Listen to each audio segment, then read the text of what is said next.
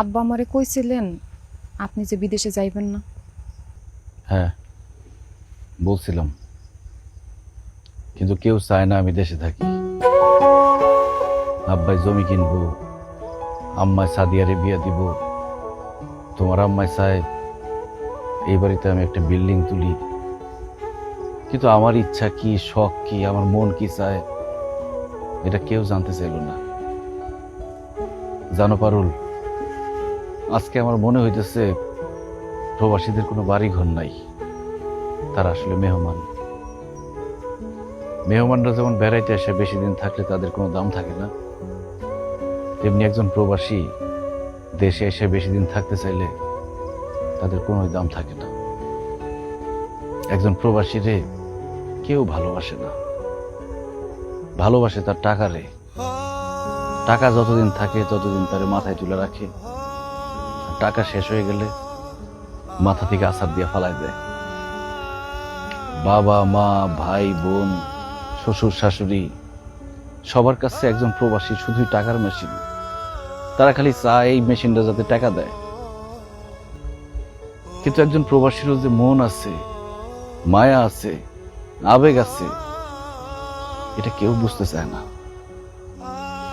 তাই বিদেশে চলে যাওয়া ছাড়া আমার আর কোনো উপায় নাই পারুল। একজন প্রবাসীর জন্য প্রবাসটাই তার আসল ঠিকানা। আমি জানতাম আপনি দেশে থাকতে চাইলে কেউ রাজি হইব না, কিন্তু জানেন আপনি যে কয়টা দিন দেশে ছিলেন আমার মনটা অনেক বড় ছিল। আপনি চলে গেলে আমার মনটা অনেক ছোট হয়ে যাইব।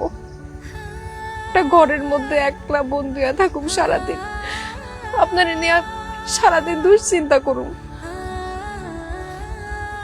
তার উপর আম্মা সারাদিন আমার কত কথা শোনাইতে থাকে, খালি আপনি বাড়িতে আছেন দেখে এমন কিছু কয় না। আপনি যায়েন না, সৌদি আরবের বাদশার কোম্পানিতে আপনার চাকরি করানোর দরকার নাই। দরকার হলে আমরা না খায় থাকুম, তাও আপনি যায়েন না, আমার কাছেই থাকেন। আমি কোনো বাদশার বড় কোম্পানিতে চাকরি করি নাই পারুল। আমি তোমাকে সবাই মিছা কথা কইছি। আসলে আমি মরুভূমিতে উট চড়াইতাম। জানো পারুল, মরুভূমিতে এত গরম, কোনো সুস্থ স্বাভাবিক মানুষের পক্ষে 1 মিনিট দাঁড়ায় থাকা সম্ভব না। সেখানে দিনের পর দিন কত কষ্ট করে টাকা কামাইছি। পানি খাওয়ার জায়গা থাকতো না, মাঝে মধ্যে মনে হইতো জানটা বাইর হয়ে যাইব।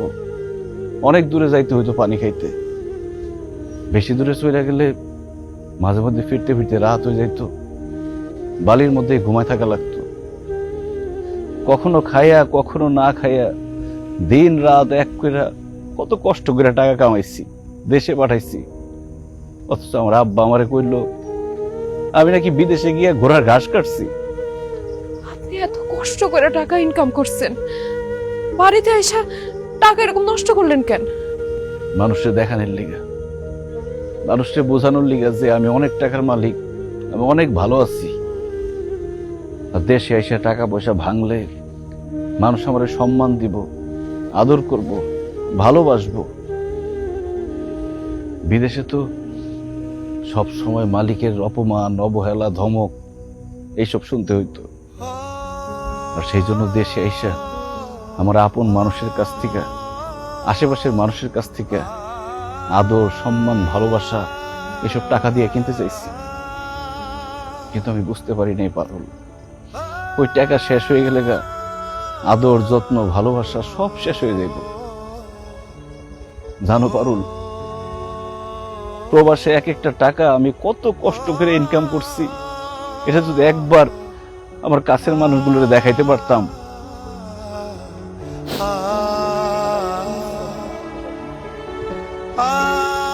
তুমি আসলে ঠিকই বলছিলা পারুল, আমার এত কষ্টের টাকা দেশে এসে এইভাবে নষ্ট করা উচিত হয় নাই।